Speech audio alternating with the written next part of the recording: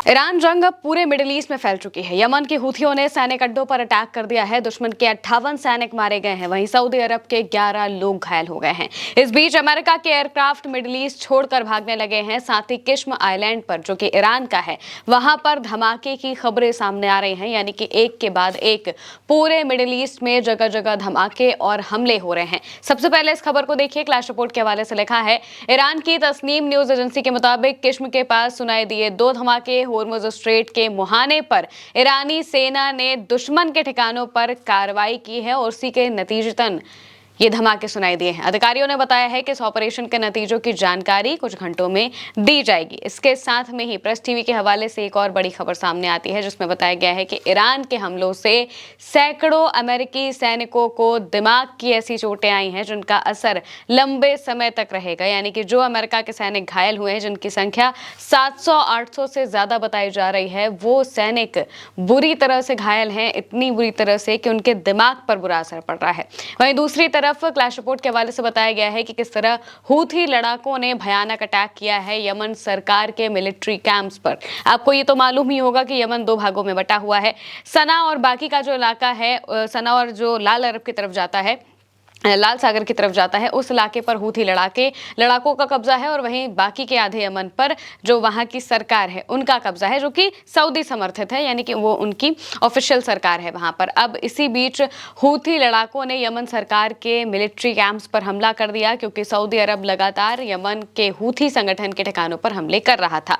लिखा गया है खबर में कि मारीब और हद्रामौत प्रांतों में यमनी सरकार के मिलिट्री कैंप्स पर हूथी मिसाइल हमलों में कम से कम 30 सरकारी सैनिक मारे गए हैं और मरने वालों की संख्या बढ़ सकती है। ये हमले सऊदी समर्थित सरकारी फोर्स के कैंप्स पर हुए हैं, जिनमें मुख्य रूप से इमरजेंसी फोर्स की यूनिट्स शामिल थी। ये हमले हद्रामौत में अल अबर और मारिब के पूर्व में स्थित इलाकों सहित कई जगहों पर हुए।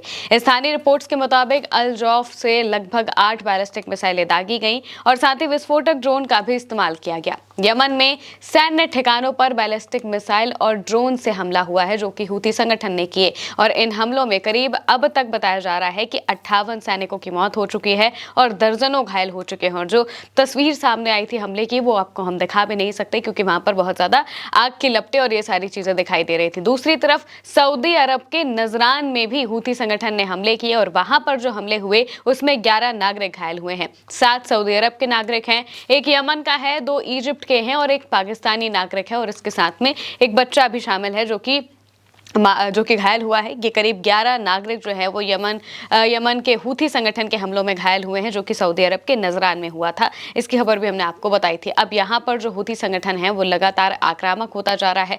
क्लैश रिपोर्ट के हवाले से ये बताया गया है कि यमन के हूथी विद्रोहियों का कहना है कि ये हमले सऊदी अरब की बड़ी सैन्य तैयारी के जवाब से पहले ही कर दिए गए हैं। यानी कि एक तरीके का प्रिएम्प्टिव अटैक था। यानी कि हूथी संगठन को लग रहा था कि सऊदी अरब उन पर अटैक कर सकता है, तो वो अटैक करे, इससे पहले उन्होंने ही अटैक कर दिया। उनके मुताबिक सऊदी अरब की ये तैयारी अपने आखिरी चरण में थी और इसका मकसद हूथी विद्रोहियों के खिलाफ तनाव बढ़ाकर उनके नाकेबंदी खत्म करने की कोशिश छोड़ने को मजबूर करना था।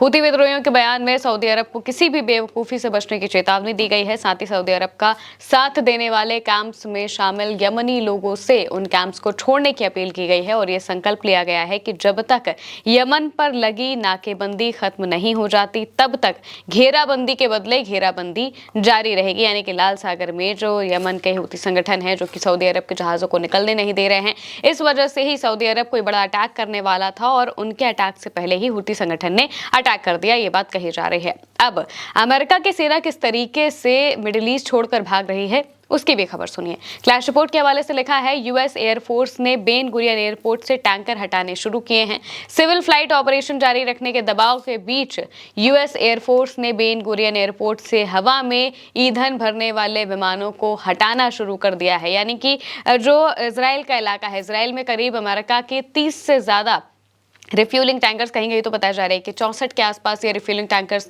मौजूद थे और इन्हें इस तरीके से वहां पर बेन गुरियन एयरपोर्ट पर सजाया गया था जैसे मानो कि कोई बड़ी कार्रवाई होने वाली है। लेकिन इस बीच में अब ये टैंकर्स यहां से हटने लगे हैं। अमेरिका इससे क्यों हटा रहा है, इसकी कोई खबर सामने नहीं आई है, लेकिन ये कहा जा रहा है, दावा ये किया जा रहा है कि जो इजराइल है उनके सिविलियन एयरक्राफ्ट को जगह नहीं मिल रही थी, इस वजह से यहां से हटा रहे हैं। अब ये हटा के कहीं और शिफ्ट करेंगे या फिर ये वापस अमेरिका जाएंगे, ये भी बड़ा सवाल है। होर्मुज लेटर के हवाले से लिखा है, सऊदी अरब के एक सीनियर अधिकारी ने रॉयटर्स को बताया है कि ईरान के IRGC, यमन के हूथी और इराकी मिलिशिया के जल्द ही सऊदी अरब पर उत्तर, दक्षिण और पूर्व से बड़े पैमाने पर मिलकर हमले करने की उम्मीद है। यानी कि ईरान, यमन और इराक ये तीनों मिलकर सऊदी अरब पर हमला कर सकते हैं, ऐसी बात सऊदी अरब कह रहा है कि ये तीनों मिलकर अटैक करने वाले हैं। ईरान की IRGC फोर्सेस, यमन के हूथी विद्रोही और इराक के जो मिलिशिया ग्रुप्स हैं, ये सभी सऊदी अरब पर अलग अलग जगहों से, क्योंकि ईरान और सऊदी अरब की अगर हम ज्योग्राफी देखेंगे तो एक तरफ यमन है, दूसरी तरफ इराक पड़ता है और सऊदी अरब के जस्ट सामने ईरान पड़ता है। तो तीन तरफ से हमले करने की जो बात है वो सऊदी अरब कह रहा है। उनका कहना है कि इन हमलों में टारगेट आम नागरिकों से जुड़ी जगहें, एनर्जी और तेल से जुड़ी सुविधाएं, आर्थिक केंद्र, अहम इंफ्रास्ट्रक्चर, एयरपोर्ट और बंदरगाह शामिल है। सऊदी अरब ने ड्रोन और मिसाइलों को अभी एक जगह से दूसरी जगह ले जाते हुए भी देखा है, जिसने तीनों तरफ से मिलकर हमले किए जाने का संकेत मिलता है। दरअसल ईरान ने गल्फ कंट्रीज को यह चेतावनी दी थी कि अगर अमेरिका हमला करेगा हमारे एनर्जी इंफ्रास्ट्रक्चर पर तो आप में से किसी के भी एनर्जी इंफ्रास्ट्रक्चर को छोड़ा नहीं जाएगा। और शायद इसी धमकी की वजह से सऊदी अरब ये बात कह रहा है कि ईरान तीन तरफ से हमला कर सकता है, क्योंकि ईरान ने सऊदी अरब की करीब 4 जगहों को लिस्ट किया हुआ था जिस पर वो हमला करने वाला था। अब होर्मुज लेटर के हवाले से अगली खबर है जिसमें बताया गया है कि तस्नीम के मुताबिक ईरान ने होर्मुज स्ट्रेट में 2 दुश्मन ठिकानों पर हमला किया है। माना जा रहा है कि ये ठिकाने निसोसकेया और निसोसकेरोस नाम के तेल टैंकर हैं। ये टैंकर अमेरिका की सुरक्षा में ओमान के दक्षिणी कॉरिडोर से गुजर रहे थे और पिछले 1 घंटे में इनका AIS ट्रैकर सिस्टम बंद था। ईरान का कहना है कि हमारी बहादुर सेनाओं के इस ऑपरेशन की कामयाबियों की जानकारी आने वाले कुछ घंटों में जनता को दी जाएगी। अमेरिका जो है वो ओमान के साइड वाले जो होर्मुज स्ट्रेट का इलाका है वहां से जहाज़ों को निकालने की कोशिश कर रहा है, लेकिन जैसे ही ये बात ईरान के IRGC को पता चलती है वो सीधे हमला कर देते हैं और इसके बाद 2 टैंकर ध्वस्त होने की बात कही जा रही है। क्लैश रिपोर्ट के हवाले से डोनाल्ड ट्रंप का भी बयान है। ट्रंप कह रहे हैं इतनी सारी चीज़ों के बीच में, एक तरफ जो यमन के हूथी संगठन है वो एक्टिव हो चुके हैं, इराक के मिलिशिया के एक्टिव होने की खबरें सामने आ रही हैं, ईरान लगातार हमले कर रहा है और अमेरिका के ठिकानों को ध्वस्त कर रहा है। इस बीच में डोनाल्ड ट्रंप ये बयान दे रहे हैं कि मुझे लगता है कि युद्ध जल्द ही खत्म हो जाएगा। उन्होंने कहा कि मुझे नहीं लगता कि वो ज़्यादा समय तक टिक पाएंगे। ये बात वो ईरान के लिए कह रहे हैं, जबकि असल बात तो ये है कि अमेरिका की सेना टिक नहीं पा रही है ईरान के आगे। इस वजह से अमेरिका की सेना को या तो भागना पड़ रहा है मिडिल ईस्ट से, या फिर वो अपने सामान को बचा रहे हैं और हमले नहीं कर रहे हैं।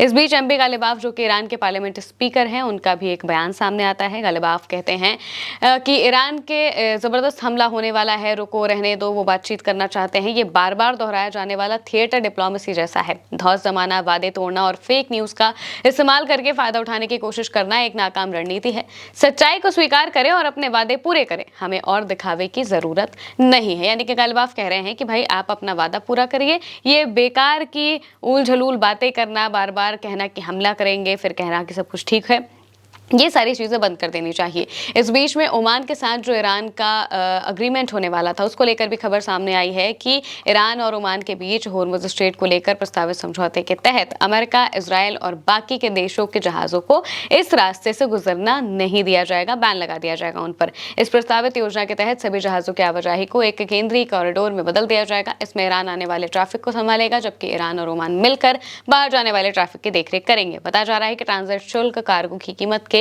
निश्चित प्रतिशत के बजाय समुद्री सेवाओं पर आधारित होगा। इसके अलावा भी कई सारी बातें इसमें लिखी गई हैं। अब ये देखना होगा कि ओमान इस बात को मानता है या फिर नहीं मानता है, क्योंकि अभी इस पर बातचीत चल ही रही है, पूरी तरह से फाइनलाइज्ड कुछ भी नहीं हुआ है कि होर्मुज स्ट्रेट को किस तरीके से मैनेज किया जाएगा। फिलहाल के मेरे यानी महमद के साथ इस खबर में इतना ही। आप देखते रहिए उल्टा चश्मे से।